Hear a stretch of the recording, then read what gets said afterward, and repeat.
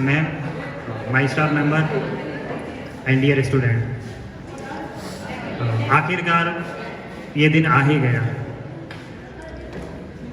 12th के बच्चों, आपकी स्कूल लाइफ का आखिरी दिन। मेरे लिए, मेरी बात करूं तो मेरे लिए ये बहुत ज़्यादा इमोशनल मोमेंट है, क्योंकि जब मेरी ज्वाइनिंग हुई थी तो मेरे जो फर्स्ट क्लास थे या फर्स्ट बैच था, ये जो आज 12th में बच्चे बैठे हैं ये थे, और जिनको मैंने 6 में पढ़ाया और 6 से लगा कर सभी क्लासों में मुझे मौका मिला इनको पढ़ाने का 12th तक, तो मेरे लिए थोड़ा इमोशनल ज़्यादा है। अब देखो, मीनू मैम की तरह रो तो सकता नहीं, वो थोड़ा सा क्या है कि वो मर्द है तो मर्द रो नहीं सकता, मर्द का थप्पा है ना, तो इसके नाम पे जो मर्द का थप्पा है तो रो नहीं सकता, पर इमोशनल मोमेंट मेरे लिए ज़रूर है।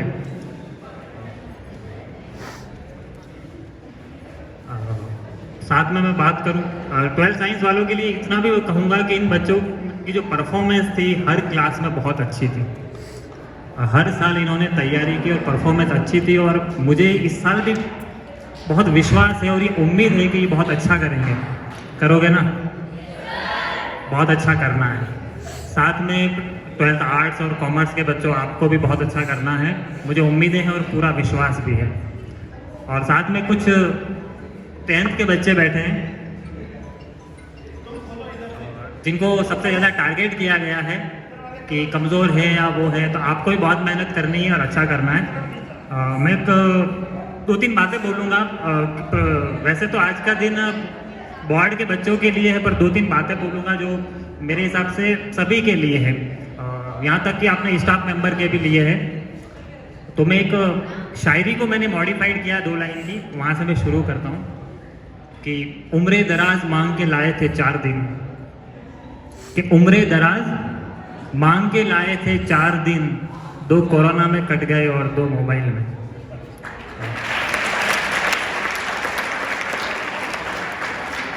कुछ साल, 2 या 3 साल हमने या हमारे छीन लिए उस कोरोना ने।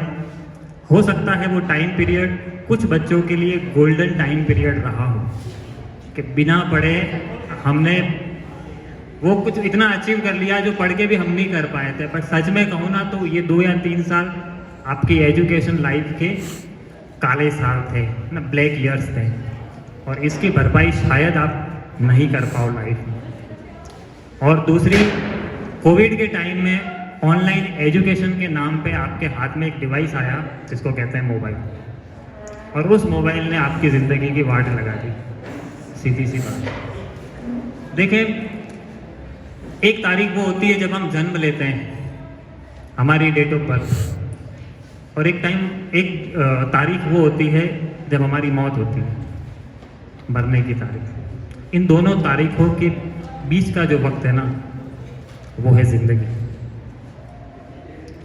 क्या आपने कभी सोचा है कि जिंदगी को संवारने के लिए आप क्या कर रहे हो? क्या आपको आपकी जिंदगी के बारे में पढ़ी है कुछ, या फिर आपको बस इतनी ही पढ़ी है कि मेरे इंस्टाग्राम पे फॉलोवर क्यों नहीं बढ़ रहे? हंसने की बात नहीं, अफसोस करने की बात। मेरे रील्स पे व्यूज क्यों नहीं आ रहे हैं? मेरा चार्जर खराब हो गया, मोबाइल स्विच ऑफ, मैं पबजी कैसे खेलूं? हम यही चीज़ें सोच रहे हैं, हमको पढ़ी नहीं। ठीक है, पूरा साल बीत गया, हम सब यही कहते रहे कि पढ़ लो पढ़ लो पढ़ लो। कुछ लोग बहुत अच्छा पढ़ रहे हैं, कुछ लोग नहीं पढ़ रहे हैं। अब क्या है, डर लगने लगा है। एक बच्चे ने मुझसे पूछा कि सर, के डर लग रहा है। तो देखो, डर लगेगा, ज़रूर लगेगा, और डरना भी चाहिए। मैं ये मानता हूँ डरना भी चाहिए। आप डरोगे तभी आपको पढ़ने के लिए आप आगे बढ़ोगे और पढ़ोगे। और ताबड़तोड़ आप टाइम टेबल बनाओगे और वो टाइम टेबल कुछ ही दिनों में धराशायी होने वाला है। तो डरने की ज़रूरत नहीं है, अपने आप को मोटिवेट करने की ज़रूरत है। देखो, आप दुनिया का कोई भी बंदा आपको मोटिवेट नहीं कर सकता। आपका मोटिवेशन आपके अंदर से आना चाहिए, ऊपर नहीं देखना, वो तो खुल ही जाएगा। एक लास्ट बात बोलूँगा, वो सुन लो। तो मैंने अभी कुछ टाइम पहले मेरा एग्ज़ाम था, तो मैंने उस एग्ज़ाम की प्रिपरेशन के लिए मेरे पे भी बहुत सारा प्रेशर था, तो मैंने अपने आप को मोटिवेट करने के लिए कुछ लाइन लिखी थी। और और इस बार जो बोलूँगा अपनी खुद की लिखी हुई लाइन ही बोलूँगा, तो मैंने मोटिवेट करने के लिखा था, आप सुनिएगा कि लहू लुहान होकर आफताब समंदर में समा जाएगा। आफताब यानी सूरज, है ना। दिन में आप सूरज को देखते हो, कितना एटीट्यूड होता है उसमें, होता है ना। और शाम होते होते वो एकदम एक घायल इंसान की तरफ डूब जाता है। और रात का टाइम होता है किसका, चांद का। चांद को महताब कहते हैं। तो मैंने लिखा है कि लहू लुहान होकर आफताब समंदर में समा जाएगा, रात होते ही आसमां में महताब छा जाएगा। तो अपनी छूटती हिम्मतों को ये कहकर बांधे रखना, तो अपनी छूटती हिम्मतों को ये कहकर बांधे रखना, ये वक्त ही तो है, एक न एक दिन गुजर जाएगा।